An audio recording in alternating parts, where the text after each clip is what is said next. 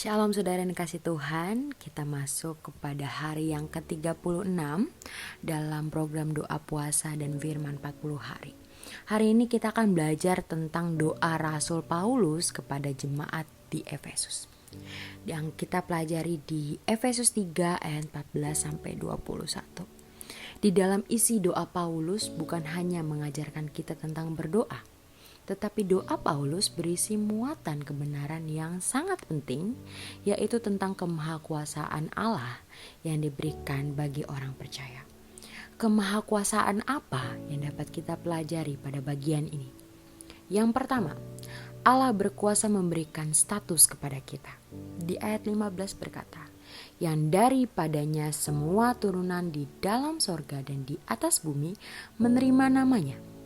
Kata turunan yang diterjemahkan dari Alkitab terjemahan baru disebut turunan. King James Version disebut family, bahasa asli Alkitab yaitu Yunani disebut patria. Artinya, keluarga dan bangsa-bangsa yang percaya kepada nama Tuhan Yesus sebagai Tuhan dan Juru Selamat.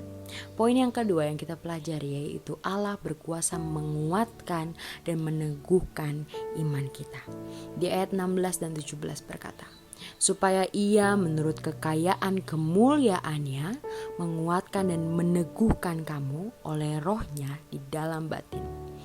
Di ayat 17 ada 3 hal di mana Allah berkuasa menguatkan dan meneguhkan kita. Yang pertama, agar kita semakin kuat di dalam iman, dan yang kedua, kita semakin berdasar di dalam kasih. Saudara, Allah di dalam rohnya yang kudus tidak pernah meninggalkan kita.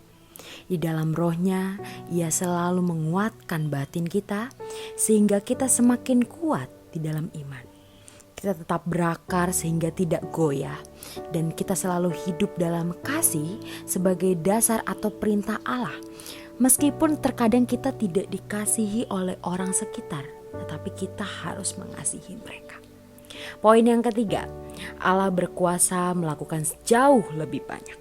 Di ayat yang ke-20 berkata, bagi dialah yang dapat melakukan jauh lebih banyak yang kita doakan dan pikirkan, seperti yang ternyata dari kuasa yang bekerja di dalam kita.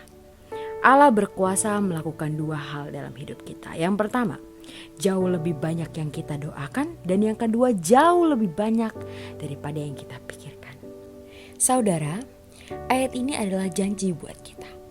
Kita tidak hanya disebut sebagai anak-anak Allah dan yang selalu dikuatkan, tetapi Tuhan juga berfirman bahwa kita menerima jauh lebih banyak yang kita doakan atau bahkan yang kita pikirkan.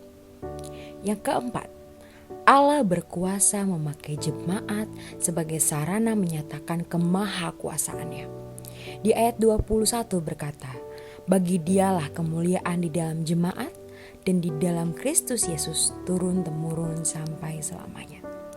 Istilah jemaat diambil dari 2 kata bahasa Yunani sebagai bahasa asli Alkitab. Ek dan klesia dari akar kata kaleo. Ek artinya keluar dan klesia artinya memanggil. Jadi jemaat artinya dipanggil keluar untuk menginjil, sesuai Matius 28 ayat 18 sampai 20. Saudara, lewat jemaat Allah berkuasa menyatakan kuasa dan mukjizatnya. Dan lewat jemaat nama Tuhan ditinggikan dan banyak orang menjadi percaya kepada Tuhan Yesus. Kesimpulan daripada renungan ini adalah isi doa Paulus adalah bentuk doa ucapan syukur atas kemahakuasaan Allah, atas yang berkuasa atas hidup kita. Biarlah roh kita semakin menyala-nyala dalam berdoa dan merenungkan firman Tuhan. Ada 3 pokok doa yang akan kita doakan di pada hari ini. Yang pertama, agar semakin banyak orang percaya kepada Tuhan Yesus. Yang kedua, berdoa juga agar kita tidak lagi disebut anak-anak dunia, tetapi anak-anak Allah. Dan yang ketiga, kita berdoa agar kuasa Tuhan menjamah hati umat manusia. Haleluya, haleluya. Segala kemuliaan bagi nama Tuhan. Shalom.